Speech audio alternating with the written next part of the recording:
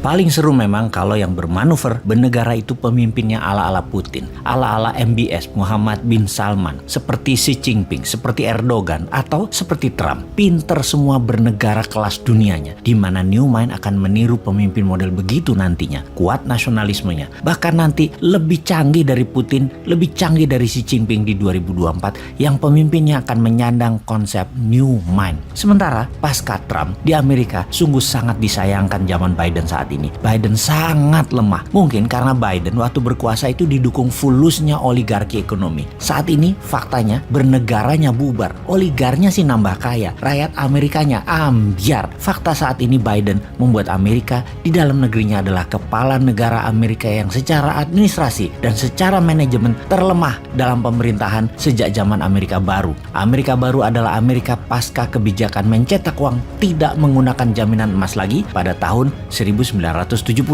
Printing dolar inilah yang membuat Amerika seperkasa sekarang. Terpilihnya Biden dan Kamala Harris adalah boneka oligarki Amerika yang memilih presiden lemah. Lepasnya Afghanistan di awal jabatannya adalah bukti nyata kelemahannya, dan sekarang di dalam negeri Amerika yang namanya maling itu sudah terang-terangan. Amerika di dalam negerinya terjadi krisis ekonomi dan krisis kepercayaan yang tertinggi terhadap pemerintahannya saat ini. Kriminal saat ini di mana-mana terjadi di dalam negeri Amerika. Dan di luar negeri, sekarang Amerika ditantang Rusia di sisi Eropa dan ditantang Tiongkok di sisi Laut Natuna Utara. Kita review Rusia sebentar. Kita tahu Putin itu bolonya Trump dan bukan bolonya atau sekutunya Biden, bukan. Jadi sekarang Putin mulai bermain. Putin memainkan dua hal, harga minyak dan gas bumi dan mencaplok wilayah baru. Kita tahu di tahun 2014 Putin mencaplok Crimea dan dunianya bengong. Sekarang 170.000 tentara Rusia ada di perbatasan Ukraina, full battlesuit, dan belum pernah terjadi pergerakan tentara Rusia semasif seperti ini sejak Perang Dingin atau Cold War Soviet dulu. Ada apa dengan Rusia ini? Ada apa dengan Ukraina? Ukraina perang lawan Rusia itu karena apa?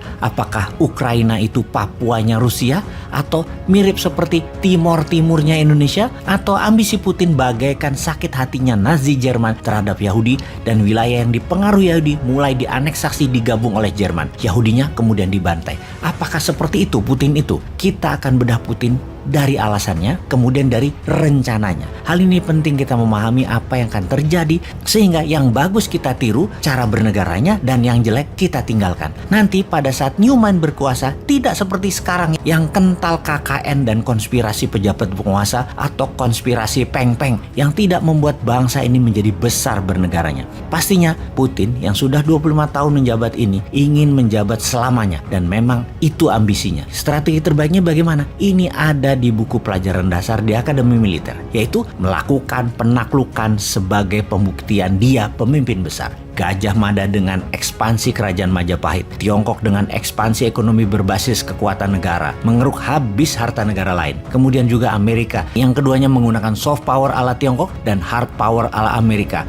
atau military power ala Rusia. Sejak zaman Mesopotamia, Bizantium, Romawi, Genghis Khan, kolonialisme Eropa ke seluruh dunia, ekspansinya adalah military approach atau pendekatan militer. Dan Rusia, karena di kepala Putin sebagai anggota KGB, sangat menyesalkan waktu Soviet bubar dulu, yang membuat banyak negara-negara kecil pecahan Uni Soviet muncul. Mempunyai ambisi kemudian, yaitu membuat Soviet baru di bawah Konfederasi Rusia. Dia sudah mulai dengan mengambil dua wilayah di Laut Mati, salah satunya Crimea. Sekarang pasti ambil Ukraina. Pasti Putin ingin ambil balik kejayaan Soviet, karena semua itu adalah letak asli Rusia menurut Putin, letak geografi Rusia yang aslinya. Tak akan berhenti dia sampai Rusia sesuai dengan mimpinya. Itu juga strategi politik dalam negeri yang Putin kemarin di demo besar-besaran. Dia semakin tidak populer, dan untuk menjadi populer paling gampang adalah bakar semangat nasionalisme bangsa Rusia. Rusia pengendali Eropa, itu kampanyenya. Sama seperti cita-cita Bung Karno. Tidak akan diam Bung Karno sampai wilayah Belanda diambil semua balik menjadi Indonesia. Dan terakhir adalah Papua Barat. Ketika Papua Barat diserahkan kembali ke tanah air, cita-cita Bung Karno tercapai. Dan itu agaknya cita-cita Putin untuk mengambil dan membangun Soviet baru. Beda kalau New Mind punya cita-cita. Balikin peta Nusantara kembali. Mulai dari Jazirah Malaysia, Filipina, sampai negara selatan Pasifik kita akan gabungkan. Lebih agresif lagi cara kita ini. begini. Cuman caranya tidak military power, tidak soft power ala Tiongkok nyogok pejabat-pejabat, tidak hard power ala Amerika. Kita akan pakai smart power dan ikhlas power.